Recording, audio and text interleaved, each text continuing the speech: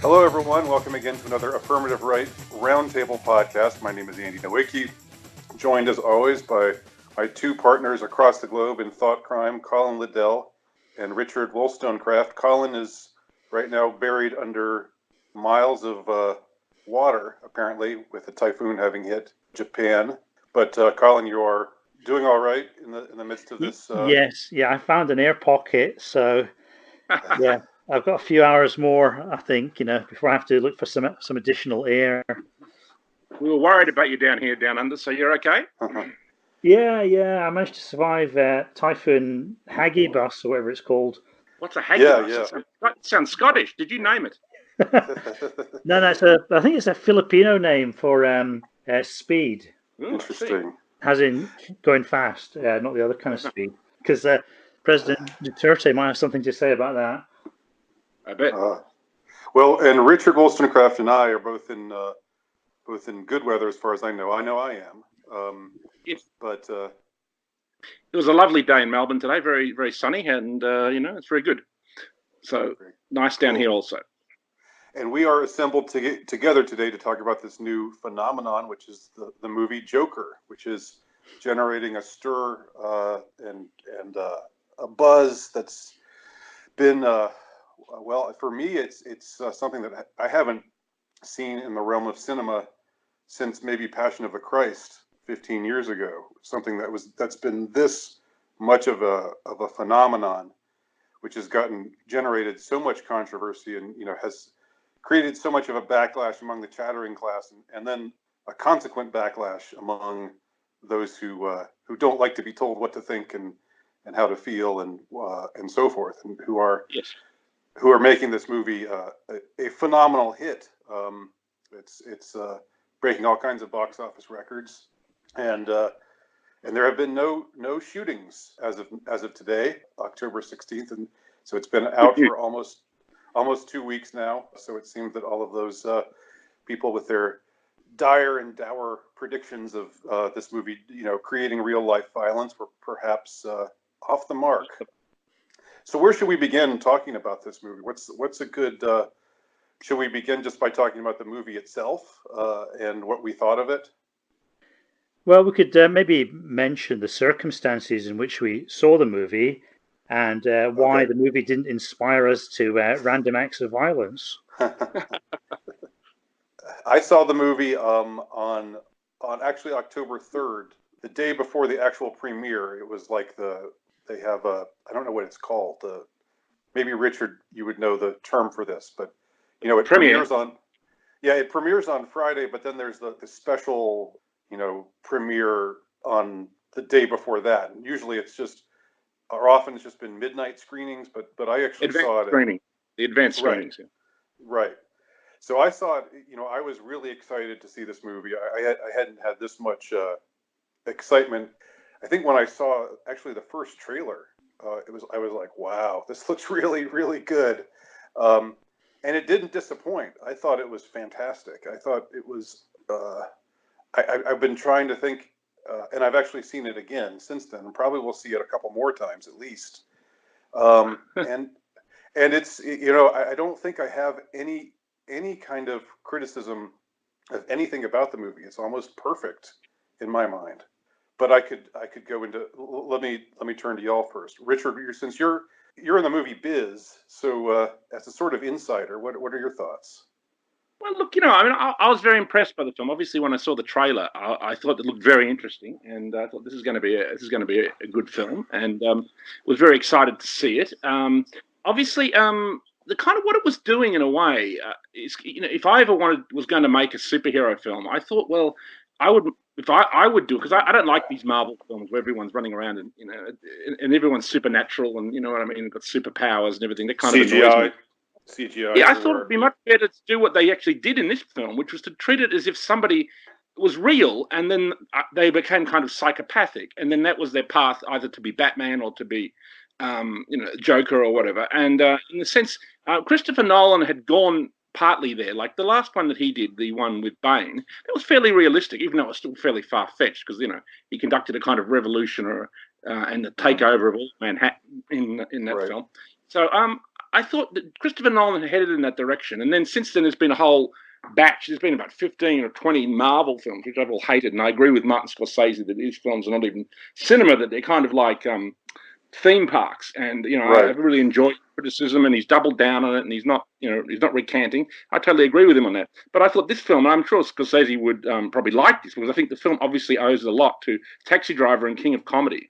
They are two films that this film references, and I think it's a really interesting approach. And I think one of the reasons it's so popular is that people they do like superhero films, but I think this is a refreshing take on it, because they've made it seem real. I mean, there's nothing in this story that could not actually happen to a real person, outside of the fact that they probably wouldn't dress up, as a Joker or whatever and start this revolution. But the way it was portrayed was very realistic, and I thought it was a very interesting take on a superhero or a supervillain. In this case, probably the most famous supervillain of all comics, which is the Joker. So I found it a really fascinating take, and it used human psychology. And I really liked what Joaquin Phoenix said when he said he began to look at the transformation as being like trauma. And I think that's kind of what happens to the guy. He becomes traumatized, and then eventually he ends up this kind of strange kind of psychopath by the end of the film. Transformed. Yes. Well, Colin, you saw the premiere of this movie in your adopted homeland of Japan. What was that like? Yeah, well, the thing about going to the movies in Japan is you're the only gaijin in the cinema, and so you tend to they're reading the subtitles, and you're listening to the soundtrack. Yeah, and obviously, a lot of things are lost in translation. And being a native speaker, you pick up different things than the Japanese audience does, and so you tend to react a little bit out of sync with the cinema audience. So this can mean that you laugh at inappropriate moments as far as they're concerned, or just like the Joker, just like Arthur Fleck in the movie when he was at the show and laughing in between all the punchlines. Yeah, people turn around and they say, "What's so funny?" And then you say, "You wouldn't get it." So, what were your thoughts on the movie? First of all, I found it entertaining and enjoyable, and visually very attractive, because I like that whole slightly dated New York City aesthetic. Mm-hmm. And I think the cinematography was very, very high level, and the music was good, and the kind of pacing of the movie was good, and it kept, like Richard was saying, it kind of kept things believable, plausible, even though it is a kind of rather fantastic tale. It's actually a very it's told in a very kind of plausible and almost realistic style, and so you can suspend disbelief. I mean, with all these other bloody Marvel and DC comic superhero kind of cape shit movies, because the superheroes can do anything, they have all these magical powers, it doesn't really involve your emotions, I feel. And with this, because it's realistic, or at least you feel it's realistic, you get sucked in and you start to empathize quite strongly with the characters and the situation. So it's much more of a real movie in that sense. I thought it was particularly daring, because obviously this Joker is one of the main villains of the whole pantheon of Batman, and like to have everyone so kind of empathetic to him in a way, like I think that's one of the great subversive things about this film. And I imagine that's why the elite possibly are worried about it. Even though I don't particularly get the critique that this film is like an alt-right film or an affirmative right film or something. Like the politics itself is kind of complex. Obviously, it can be examined from a right and a left perspective, but it seems an element of it is that he doesn't seem to be getting the medication and the kind of maybe helping needs. There's an element of that in the film, which would be actually a left-wing kind of perspective on it. That's but I mean, like I mentioned in I wrote a review about this, and one of the ideas I used was this kind of Rorschach test, and you get all these people seeing what they want, this kind of reactionary behavior where people kind of have this knee-jerk reaction, and they base everything upon who they are rather than what the movie is. And so I think people have to take a little bit of a more, I mean, emotionally the movie sucks you in, but you've also got to take a step back and look at the movie for what it is rather than what you want to see in it. And so many of the reviews, I mean, I think the classic case is Stefan Molyneux. Everybody knows that Stefan Molyneux, the famous YouTube philosopher and alt-lighter, everybody knows that he had a rather rough childhood, at least going by his own account of what happened, and he had a very troubled relationship with his mother. And so when he came to see the movie, that was basically what he zeroed in on. It was all about him and his mom. And no, excuse me, Mr. Molyneux, the film is not about you and your fucking mom, okay? It's an independent story that can appeal to a lot of people in a lot of different ways. And this is maybe the movie is designed to sort of provoke that kind of reaction as well, because that might make it more compelling for a lot of people. I don't think that's the best way to actually enjoy the movie. There is a theme in it of the kind of absent father. I mean, like, obviously the character is very close to his mother and has an absent father, and then both to the Bruce Wayne's father, who, if you spoiler alert, we don't know for sure, but it's a possibility that Bruce Wayne's father is also his father, and also the Robert De Niro, the talk show host, because he has this kind of belief that he might be a comedian. So he is, and both of them represent kind of patriarchal wish figures that he will, in his own way, distances himself from, and in one case destroys. Well, they kind of, in a sense, reject him, don't they? Yes, they do reject him. Because with, I think it's Thomas Wayne. Thomas Wayne obviously doesn't want anything to do with this nutter who shows up on his doorstep and kind of fondles his son, and pushes his lips up in a smile.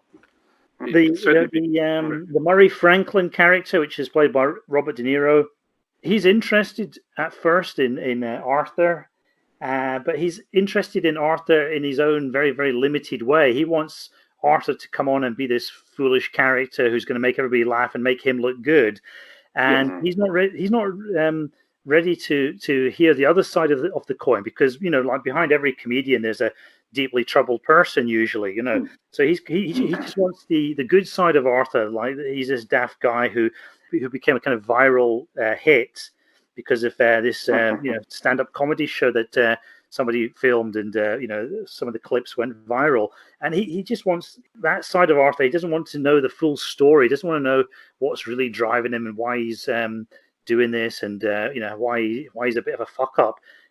So Arthur feels a sense of rejection from that, and that kind of leads to that classic scene where Robert De Niro, where everybody was cheering when Robert De Niro got a couple of bullets through his face. Yeah, well, that was, and considering how Robert De Niro has been of late personally with his very anti-Trump stance, I thought that was almost like meta in a way. That was very amusing. But also, I think the movie is actually very good for Robert De Niro, because it puts people in mind of his earlier triumphs, like the King of Comedy and Taxi Driver, probably to the most kind of respected movies that he was involved with. Yes, yeah, in his prime. It's a big few months, I think, for Robert De Niro, because he's got the new Martin Scorsese film. It looks to be a return to form, The Irishman, with Joe Pesci and Al Pacino. So he seems to be doing, at least now, a couple of pieces of work that are good. Obviously, he was great in Joker, and I think he's probably going to be good in the Scorsese film. Well, let's talk about the since you brought up, Richard, the controversy. What was?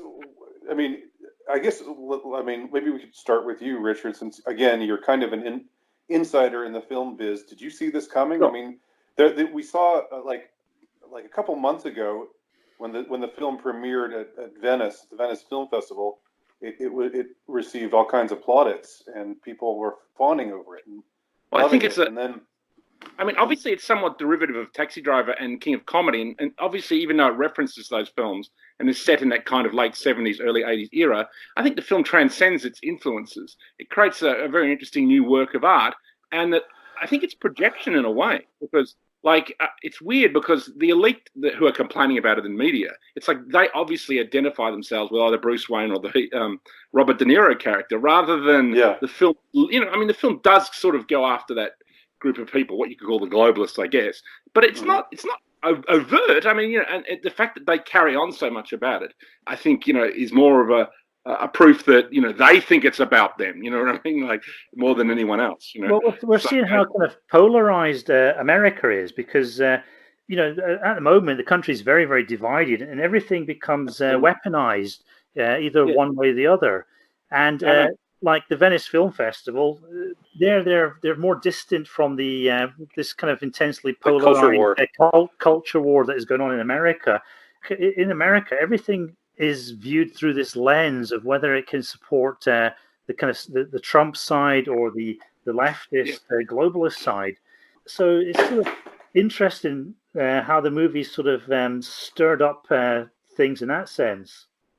I think people on our side of politics are reading things into it a little bit. Like I saw a little bit of Richard Spencer's podcast where he calls it loser nationalism. I don't think there's any particular nationalist message in the film at all. I mean, the film doesn't represent loser nationalism. I mean, it possibly does represent this, and I think this is interesting. And I think maybe why both sides are a little bit upset. It represents possibly a kind of like the downtrodden against the elite. You know what I mean? Whether it be left or right interpretation of that. And I think but that is also nationalist because we've always been taught that downtrodden against the elite is a black versus white thing, and the blacks are downtrodden, the whites are the elite. And with this film, we see that no, it's not just black people or non-whites who are downtrodden. There's also a lot of alienated, young white guys who are downtrodden now. In fact, if you're white, you're more downtrodden than if you're any other ethnicity or race. Yeah, I think that's correct. And obviously, too, his love interest, he sort of has a crush on a kind of girl in his apartment who's a kind of African-American woman. And so, like, I don't think the film, is overtly one direction. And it does raise that kind of, like, almost nationalist class unity or whatever that I think nationalism tries to kind of come across with. And it shows that there's this elite class that's kind of sucking everyone dry or abusing everyone. And that, I guess this film shows someone driven crazy by it. And I think that's what upsets the elite. I mean, you can get snagged up on a lot of the details, so I try not to. But what the kind of the general vibe of the movie is, you have this very kind of brutal, unempathetic world where people kind of slip between the cracks, and it's not really people abusing or exploiting each other. It's just that's society has become overcomplicated. It's become too complex. And it's starting to kind of break down, and nobody's really in control. Nobody's really in charge. Even Thomas Wayne isn't really in charge. He's just a kind of reactionary politician who thinks he can solve things by boosting the job figures or something. But even he is just another insect in this big urban pile that can't really control it. So we see this degradation of civilization. And that's what's making everybody on edge, making everybody unhappy or traumatized. And so they're looking for some way of controlling the chaos.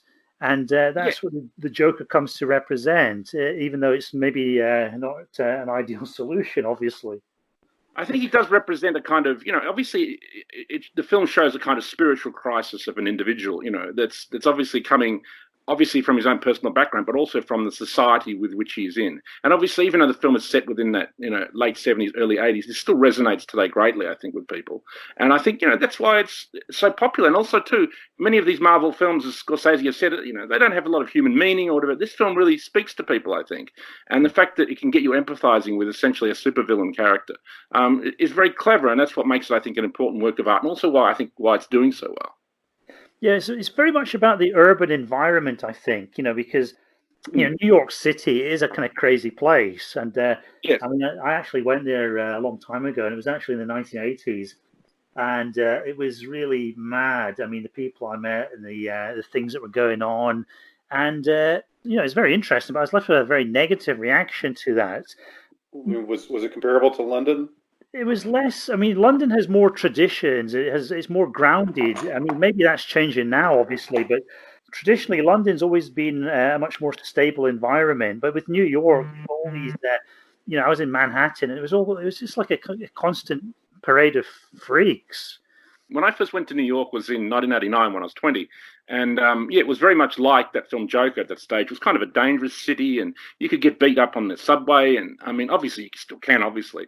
But I've noticed, I've been to New York probably 5 or 6 times since then, and I've noticed that obviously after the gentrification of 42nd Street and that area, and obviously too with Brooklyn, the way the hipsters kind of moved into Brooklyn. I went to Brooklyn last time I was there, and Brooklyn used to be kind of a rough area. I remember going to a meeting about 15 years ago to see Lloyd Kaufman, and it was kind of rough. But when I went there this time, it was like, I mean, it was just full of hipsters. You know what I mean? I mean, the whole place had been gentrified. So if anything, New York is relatively safer, at least in the areas I hung out.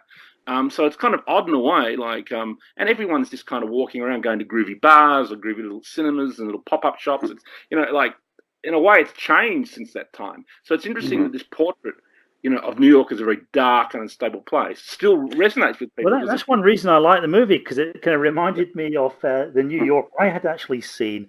I mean, the difference between New York and London is London, you still have, I mean, the English are still the dominant group, even though they're no longer the majority. And the English have a kind of phlegmatic quality, whereas in New York, the dominant group is probably you know, Jewish New Yorkers, and they're very highly strung, very neurotic people. And so it gives the city a certain kind of hysterical tone, I'd say.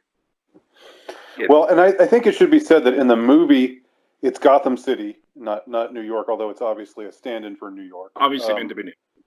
It makes, I mean, it's a kind of a paradox because it's a beautifully filmed movie, and I thought, wow, this is so beautiful, and yet all that it shows is sheer ugliness. But it shows it in such a beautiful way. Like there's a garbage strike, and I don't know if, like, I know there was actually a garbage man strike in New York at some point, but I don't know. I don't know if there were trash bags piled up everywhere on the street like we see in the movie. That was just like that, you know, and the super rat phenomenon that they were talking about. Yeah, see, the super rat thing was very interesting, I thought. I mean, that was kind of almost very daring in a way, because obviously it mentions rats as a kind of plague on the city that I think is meant to be used as a metaphor for the elite a little bit. And then they're called super rats or whatever. I mean, that's almost a Nazi motif, so that might actually lend some credence.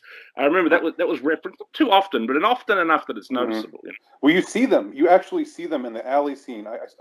I noticed this the second time because somebody had pointed it out, and I was looking for them. But in the alley scene, the famous iconic alley scene, you see them scurrying behind Bruce Wayne, young Bruce Wayne, as he's standing there with his two dead parents. So it's definitely shot in the rougher parts of New York that still exist. Obviously, up around the Bronx, I think, where they shot a lot of it, and you know, parts of there are still rough. I remember going up near there to some university, some bookshop I wanted to go to. I remember thinking this is still a pretty rough part of town. You know, so I mean, you know, it's interesting. You know, and I think the whole film is kind of meta, though, you know, in a way, you know, kind of desolation, almost a spiritual desolation. You know, I think that's what the film is portraying more than anything else. And with the mental hospital and this kind of out of touch elite that, you know, are kind of so obnoxious. I mean, when he first shoots those people on the train, I mean, they were beating him up. He was basically died at the scene. So he's really, you know, it's self-defense, really. I mean, they're yuppie assholes who are, you know, who obviously work for Bruce Wayne's father. I mean, so there's an element of sympathy to that, you know, I think. Yeah, I mean, I found that a little bit unconvincing that, you know, yuppies would start to kind of beat the shit out of a person like that. They're drunk. The earlier scene with the Puerto Rican youths taking away his sign and then laying in ambush for him in the alley, that was a slightly more convincing, I thought. Yeah, well, that was convincing too, and I thought it was interesting the way that the film had both. It had kind of elite yuppies who were picking on someone who they thought was a freak, and then they had this like kind of street hooligans, kind of ethnic street hooligans. And again, it kind of opens itself to two different kinds of political interpretation. I mean, funnily enough, this film it's been gushed over by Michael Moore. I mean, he wrote this rather good review of it. He was like, you know, this film is extremely important. I understand some people are upset, but it's because, you know, it touches on a sensitive topic. And his review of it is well worth looking at. Well, he's probably worried that it's going to be stolen by the Dissident Right and weaponized for their sinister purposes. So he thought, I've got to make an effort here to win it back for the left. But the thing he does, and he does try, and he tries to imply that Bruce Wayne represents the kind of Trump-like figure, which I don't think is meant by the film. So he does insert his own politics into it. But I think, you know, if you just cut that out and read what else he says, it's not such a bad review. And it is interesting that he was so positive about it, considering the fact that, you know, his side of politics is supposed to hate this. Right. I think it's Bruce Wayne's father who's supposed to be the Trump-esque character. That's what I meant. Right. Thomas Wayne. Thomas Wayne. Bruce, interestingly enough, had very Barron Trump vibes. I don't know if that was intended or not, but he sort of had the same hairdo and the same kind of expression, like the same kind of essence. I thought that was real. That was a small thing. You mean the same kind of slightly autistic expression? Yeah. No, I love Baron Trump. I think he's fantastic.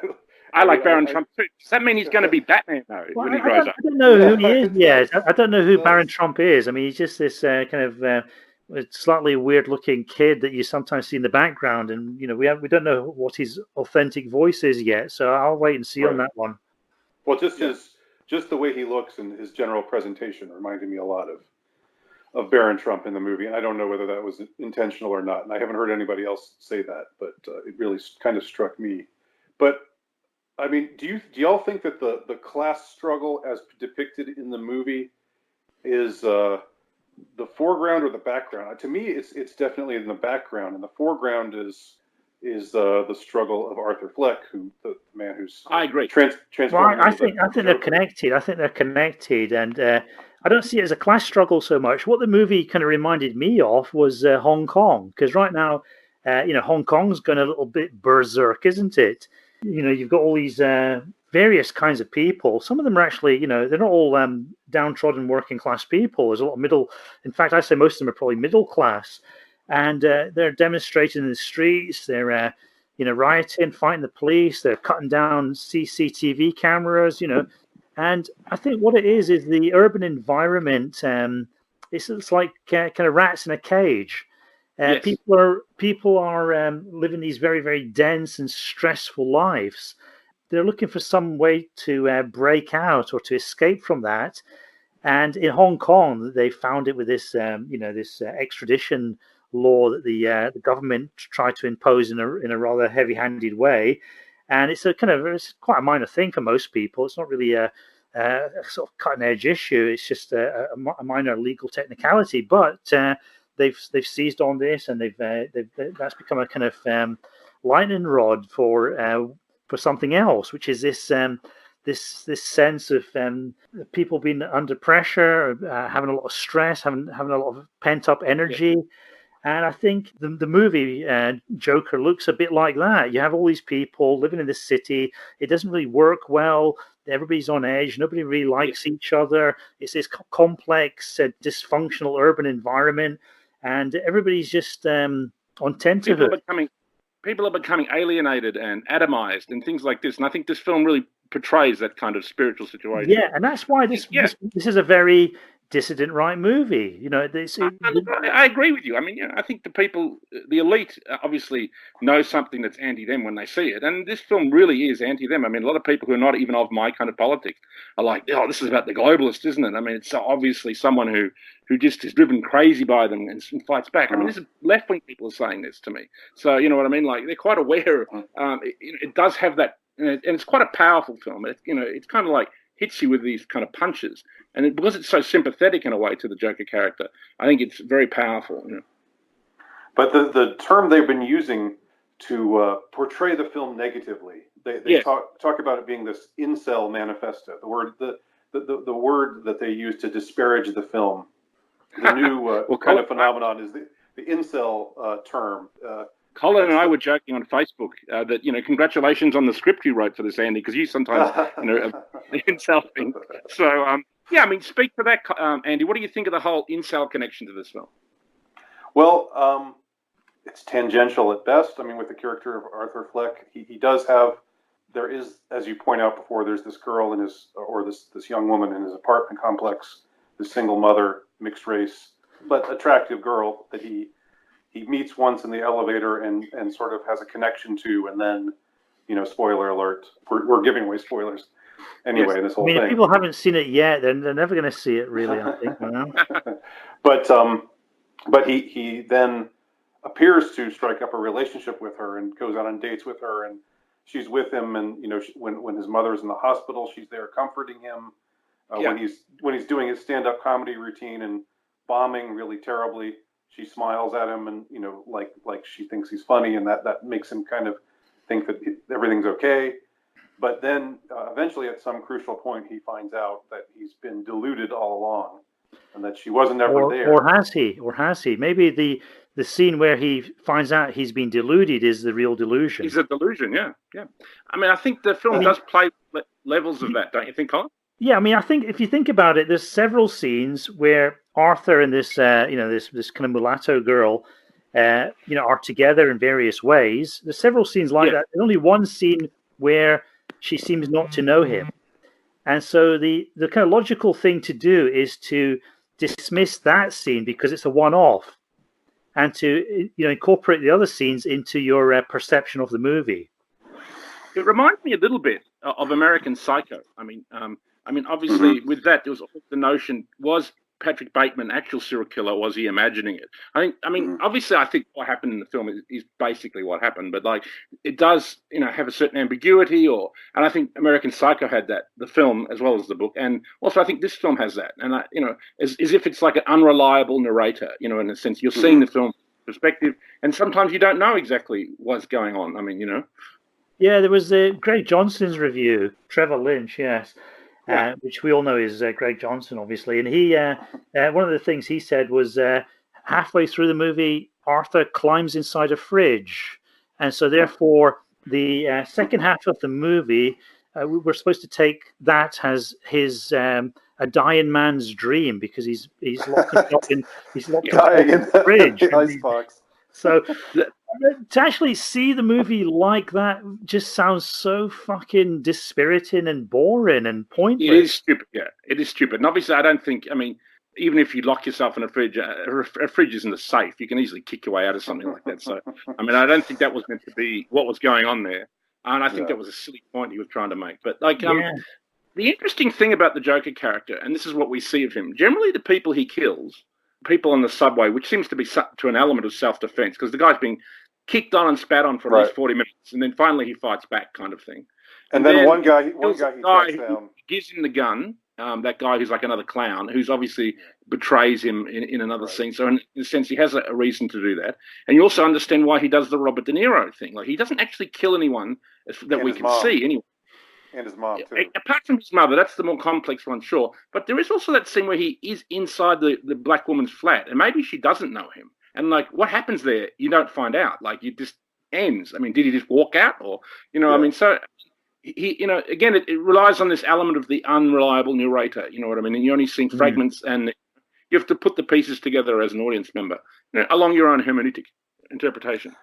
I agree with Colin, with what you were saying before. The unreliable narrator thing is interesting, and he is obviously, has a tenuous touch with reality in some ways. But I think it's way too easy to just say, oh, well, this didn't happen, or, because he's an unreliable. This scene, I bet, didn't really happen because he's an unreliable narrator, or that scene didn't happen because you have to have something else besides just external. Just like, oh, well, he can't be relied on for anything. So, well, that's how people. I mean, life is the unreliable narrator. You see fragments of things, and you've got to stitch together a coherent narrative, and that's what everybody does all the time. You hear different things about different people, and some of it hangs together better, or there's more evidence that points one way than another way. And so with the Joker, there are, like I said previously, there are several scenes, 5 or 6 scenes where he's with that mulatto girl, and they seem to be getting along okay. And then there's just this one weird scene that doesn't quite fit, where she's worried about him being in her apartment, and even that can be shoehorned into the more coherent narrative, because like maybe he's just overstepping the bounds there. She wants a little bit of distance from him. She doesn't want him to get too close, and when he does. When he does that, when he goes into her apartment, she's not really ready for that, and then she gets a bit frosty, that's the coherent way to view these fragments. Yes, and maybe the way he removes her, you see him, without her there, that can also be understood psychologically, in the sense that, like, he feels like he's got nothing to lose, like, because obviously he does go on television and shoot basically the David Letterman kind of character. That's what he says on the TV show. Seen from that perspective, like, even if it was real, that relationship, he's removing it from his life because he doesn't want to think about that. He wants to go all the way and, act out this kind of craziness. But I don't. To get back to what you were asking me about the incel stuff, I don't think this is a movie about it. I don't think even if the conventional interpretation is true, and he didn't really have any relationship with this woman, and he didn't have really any relationship with any woman, I don't think that his concerns, his whole psychosis. He still would have behaved this way anyway, even if he had a girlfriend. That's the main point, I think. It's not, he's not an incel, quote unquote, character. So that was all. The film is very, very dark.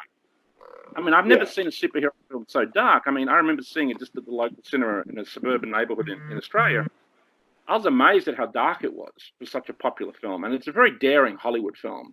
And look, I think the fact that the elite or the media are laying this at the door of the new right or whatever, I mean, I think we should claim it. Simply, one of the reasons we should claim it as a film of our politics also is because it's so incredibly popular. It's been such a huge hit. I mean, it's like things like Trump and Brexit. I've never understood new right or dissident right or alt-right people always wanting to distance themselves from Trump or Brexit. It's like, listen, this is something that's hugely successful. Like there's won an election or major hit at the bottom. This is something you want to. It's obviously expressing part of the zeitgeist of what our movement is about. And I think you're stupid to do what Richard Spencer's doing or whatever. It's loser nationalism. Where I think the alt-right has a J problem, and this is actually a Jewish movie. I mean, it's written by a Jew. That's true. The director's a Jew. There's a few Jews involved with it, let's put it that way. And that seems to turn off certain members of the alt-right and the dissident right who are J-obsessed.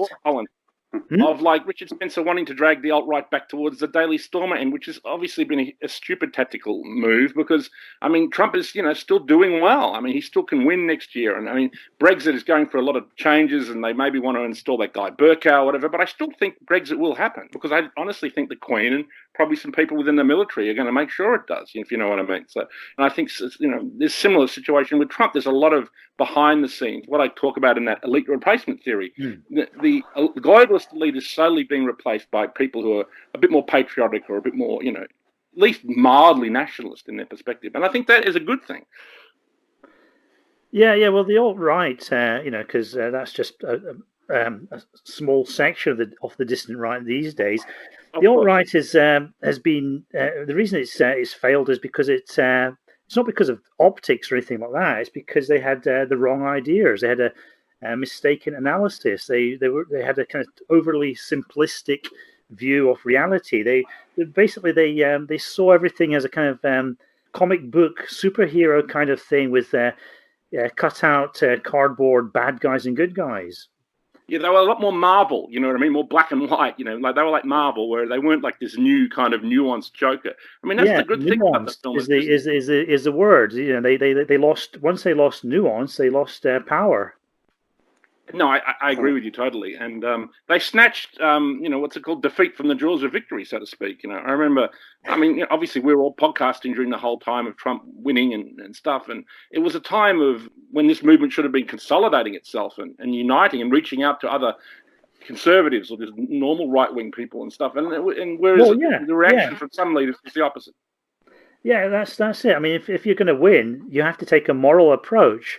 And not because not because morality in itself is a good thing, but what morality is, it means you keep your own side united and you divide the enemy, and you make alliances with other groups which don't have a particular reason to oppose you.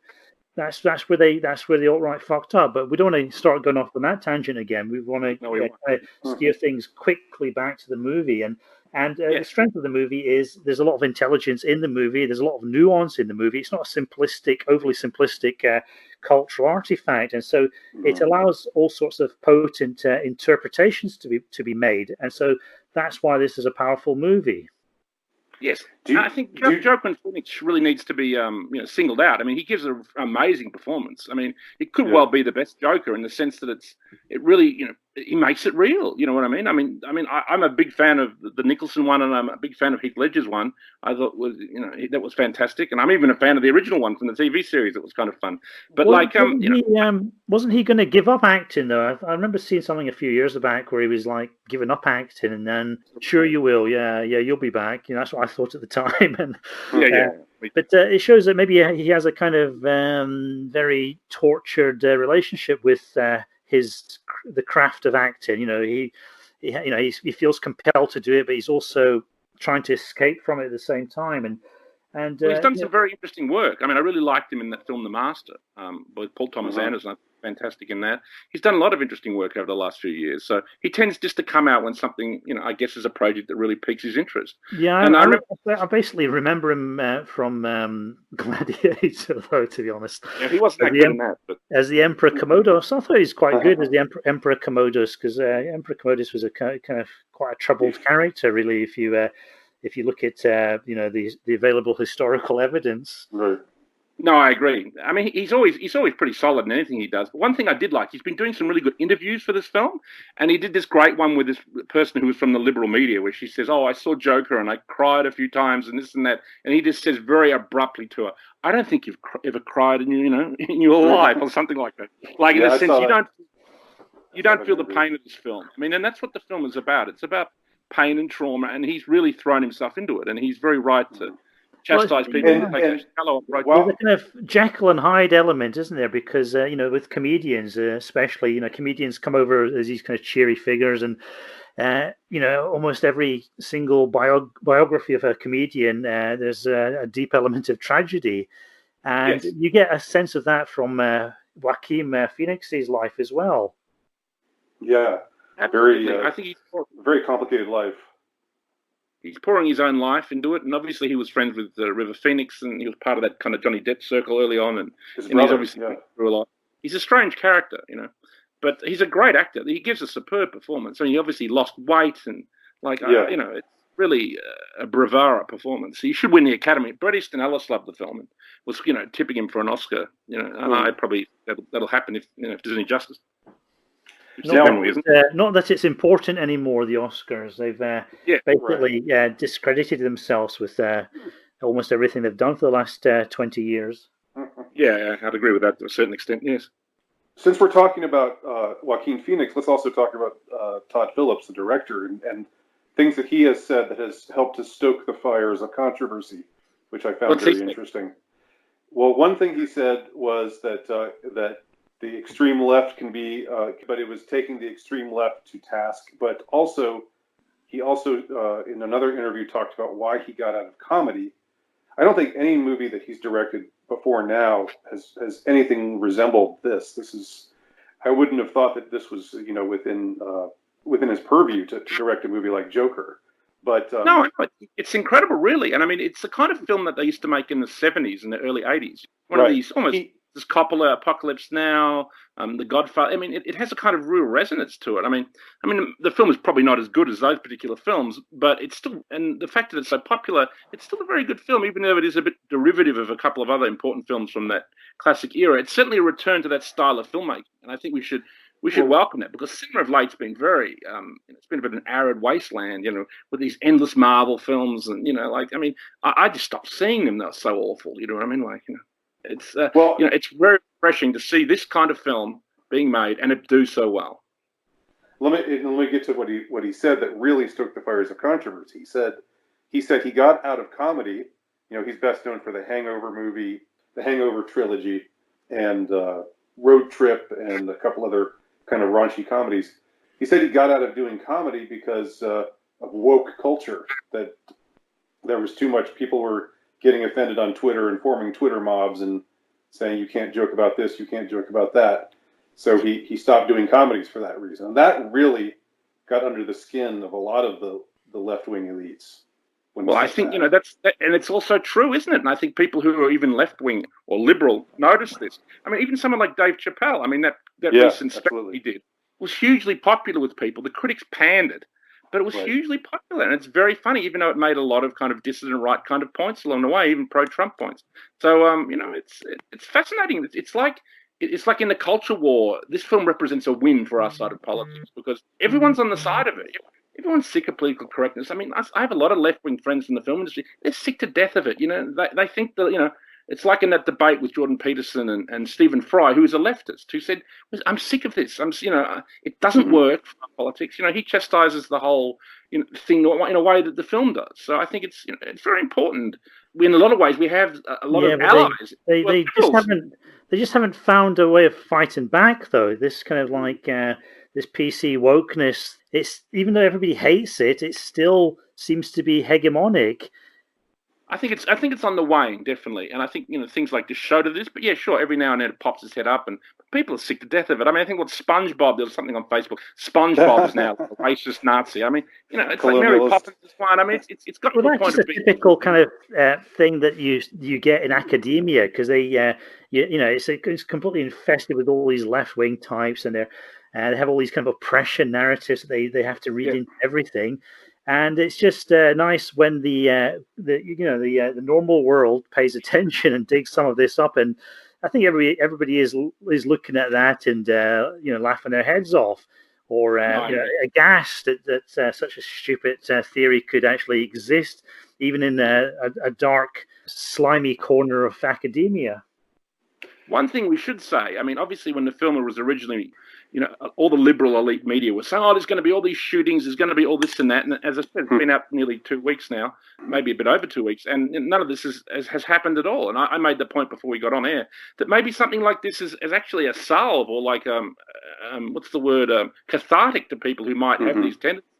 They might see the plight of Joker, and it is self-destructive the way he behaves. So maybe the film will have the reverse effect of what people are saying, that it will actually make people who might, think of snapping, rethink their actions, or which hopefully it does.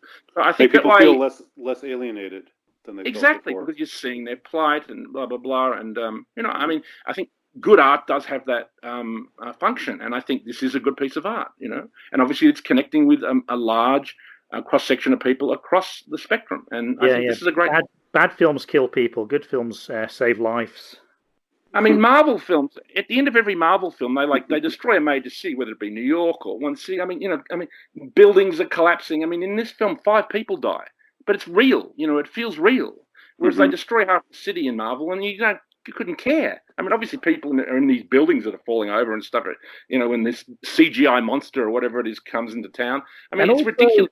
Also, in this movie, it's the people he doesn't kill that it also stays with you, because one of the scenes that really worked was where a couple of these clown friends come round, and one guy's actually been ratted on into his boss, and the other guy's this dwarf, and he kills one guy because this guy basically betrayed him, and this is the guy who gave him the gun, and then he made up some kind of bullshit story that Arthur was asking for a gun and so on, and so he kills that guy because of that. But for a few moments you think that he's going to kill the little guy as well, and then you see that he doesn't, and there's this kind of a sense of relief that he had a degree of humanity at that point.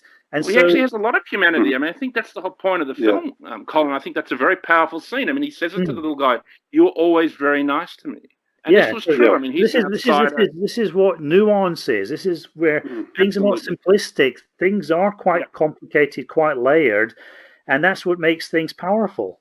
No, I agree, Colin. I think you did touch on that on your review on Affirmative Right, which I thought was very good. And I think this is why it's a good work of art, because it's nuanced, it's open to ambiguity, and even though it's also at the same time so popular, it's doing as well as a Marvel film, but has so much more complexity than these theme park nonsense things that whoever releases these Marvel films put out. And a much lower budget too, so it's raking it in. Yeah, and a lot more, much lower budget and much better. I think it's generally agreed that this film is, probably the best superhero film since. I think Hollywood will be looking for scripts like this, and it's just possible they might come knocking on Andy's door and make him an offer to the Columbine Pilgrim. That's what I reckon is going to happen. Yeah, I bet that's going to happen any day now. The troubles are over, Andy. So just to wrap up our discussion, I think this might be an interesting way to finish up our talk. There's an interesting line at the very end of the movie where Joker is he's transformed to Joker. He's back in the crazy house, and he's laughing, and his therapist asks him, "What's so funny?" And he says, "I just thought of a joke. You wouldn't get it." And then we get a shot of Bruce Wayne standing in the alley with his parents having been shot, lying dead next to him.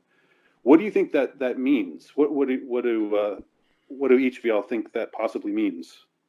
That line. I found it interesting because obviously the traditional story with Joker is that Joker kills Bruce Wayne's parents, And obviously, it's one of his followers. It's not actually Bruce Wayne. So it adds an element of like the Batman himself is someone who is a kind of deluded character who's acting on some trauma that is misinterpreted. So I think that's very powerful, again, and another very interesting kind of, what's the word, tweak that they've added to it. Well, I mean, what's the joke? Do you have any idea what what is it, the joke that he's trying to think of? It's left ambiguous, but I just wondered if it's an element of the cruelty of fate, or I mean, it's kind of profound in a a lot of ways. I saw it as a kind of racial dynamic, because like for the last 2 or 3 decades, we've as white people, we've been told that we don't understand certain things. White males don't understand certain things because we're white or because we're male. And he's talking to this, this black woman who's a counselor in the mental asylum, and he's actually reversing the polarity. He's saying there's certain things that you don't understand because you're not a white male. I think that's a very interesting interpretation, Colin. I think it's quite spot on. And again, it's so daring that this is coming out of a major Hollywood movie. I mean, essentially one of the biggest blockbusters of the year. And this is incredibly transgressive. And I think that's the thing we've got to celebrate about this film: how transgressive it is, and how it's raised so much debate. And I mean, it's receiving all kinds of reviews on the left and right. And it's just it's been a very interesting phenomenon, and it's obviously touching on a nerve, I think, and that's the thing that is upsetting to various people, Yeah. I have to say, I don't know what that last exchange meant, but I know that it's important, and I know that it resonates, even though I don't quite get it. And that's what I think is so cool about it. That's what I like about it. How many times have you seen the movie now, Andy? Just twice. Uh-huh. But I'll probably see it a couple more times at least. I'm going to go see it again. I'll go see it again this week. Get it on video, then you can replay that scene until it. Oh! Finally, I got it. Thank God. True. All right. Well, is there anything else that we haven't covered that needs to be said? I'm sure there is, but is there anything else that we'd like to say right now? I think this film really it is of our politics, and it's achieved a tremendous success, and so we should claim it, and we should say that it shows the universality of what our movement is about, and that there is some crisis going on, and that. It's definitely an affirmative right movie. Yes, exactly. And and he's going to write the sequel. He's available, and contact his agent. Contact me on. Well, I did make the point that the Columbine Pilgrim, which I published back in 2011, is essentially the same plot in a lot of ways. So anybody who's listening, who's curious, just check out the Columbine Pilgrim and see what you think. Just a little bit of self-promotion there. There you go. Good on you, Andy. Just because y'all were kind of egging me on there. All right. We are. Okay. Well, we'll wrap it up there. So good discussion. Thank y'all for contributing. Thank everybody who's out there for listening. And this is Andy Nowicki with Colin Liddell and Richard Wolstencroft signing off. Great talking, boys. See ya. All right.